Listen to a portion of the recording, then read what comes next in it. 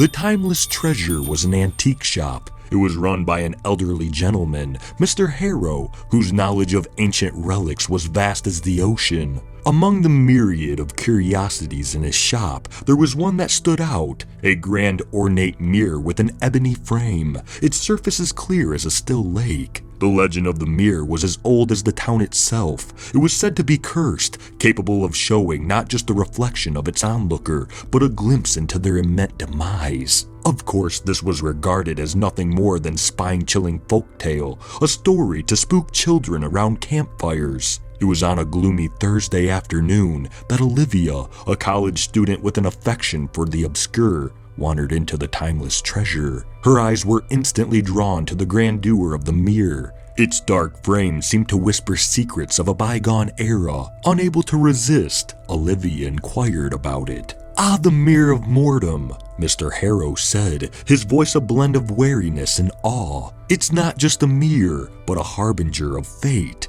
It shows you not as you are, but as you will be in your final moments." Olivia chuckled, brushing off his words as mere theatrics to sell the mirror. After some haggling, she purchased it, excited to own a piece so steeped in local legend. Back at her apartment, she hung the mirror in her bedroom, admiring how it seemed to command the space. That night, as she got ready for bed, she gazed into the mirror. Her reflection stared back, normal as could be.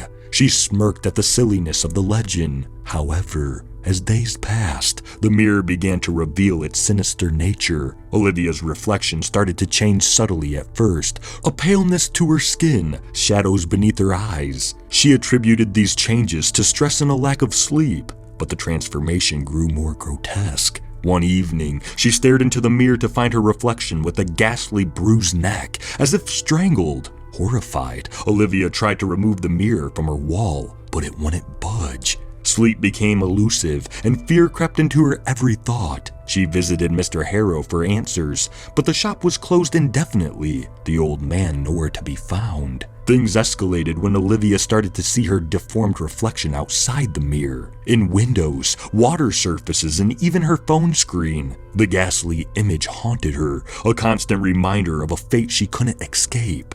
Desperate, Olivia sought help from her friends, but they couldn't see the changes she saw in her reflection. To them, she was the same Olivia. Isolation enveloped her, the belief that she was losing her mind more terrifying than a ghostly legend. The climax came on a stormy night. Thunder rolled as lightning illuminated her apartment. Olivia, driven by a mixture of fear and defiance, stood before the mirror. This time, her reflection was horrifying. Eyes hollow, skin sallow, with the noose clearly visible around her bruised neck.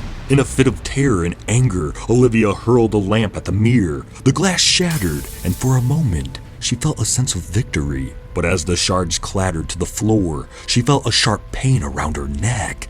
Gasping for air, she clawed at the unseen force that tightened around her throat. Her apartment door burst open, and her friends rushed in, having come to check on her after a distressing call. They found Olivia on the floor, lifeless, her face the very image of the twisted reflection she had seen in the cursed mirror. The paramedics ruled it as a bizarre case of self-strangulation, a tragic outcome of a mental breakdown. But those who knew the Mirror of Mortem whispered tales of its curse, of how it not only showed your death, but led you to it. The shattered pieces of the mirror were disposed of, each shard carrying with it a fragment of the curse. And in the antique shop, now abandoned, the legend of the Mirror of Mortem lived on, waiting for its next victim to gaze into its depths. For in its reflection lay not just an image, but a destiny carved in darkness.